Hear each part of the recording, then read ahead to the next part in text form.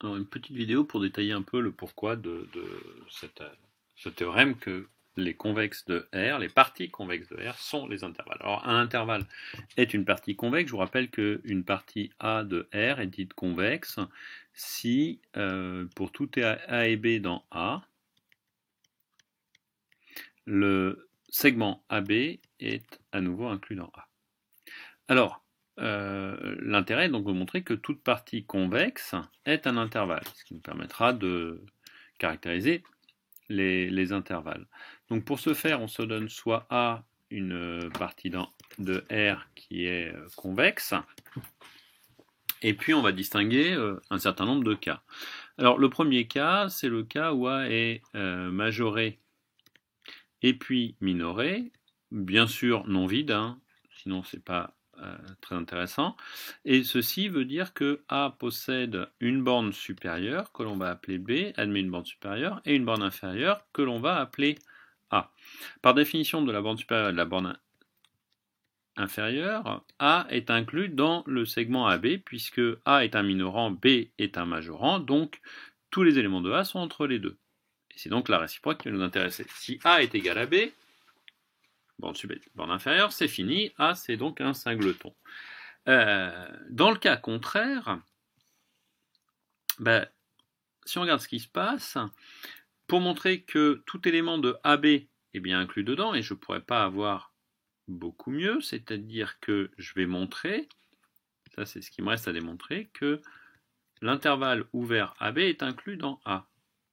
Donc si je prends un élément qui est dans l'intervalle ouvert X AB, par caractérisation de la borne supérieure, et je vous invite à prendre le milieu à chaque fois, je vais prendre un A plus état ici, et un B moins epsilon là, avec à chaque fois des grandeurs strictement positives. D'accord ? Pour état, je vous invite à prendre le milieu, ça marchera très bien. Enfin, l'écart entre les deux.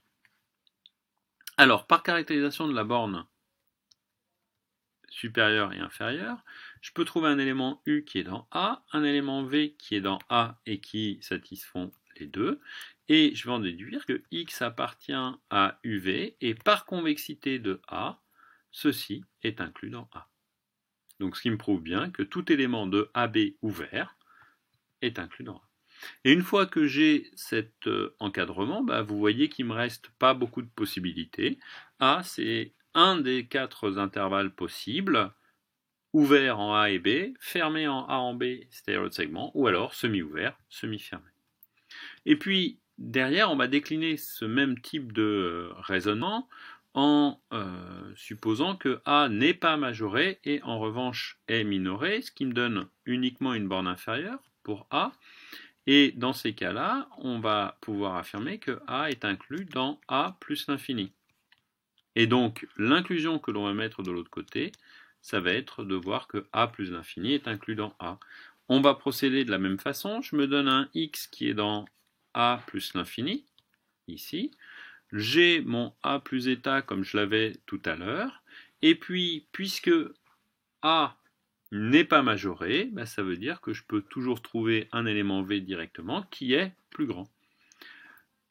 Caractérisation en epsilon, j'ai un U, et donc à nouveau, X appartient à UV, le segment, et donc par convexité est inclus dans A. Et A est donc nécessairement l'un des deux intervalles de la forme A plus l'infini, A inclus ou A exclu, ouvert ou fermé en A.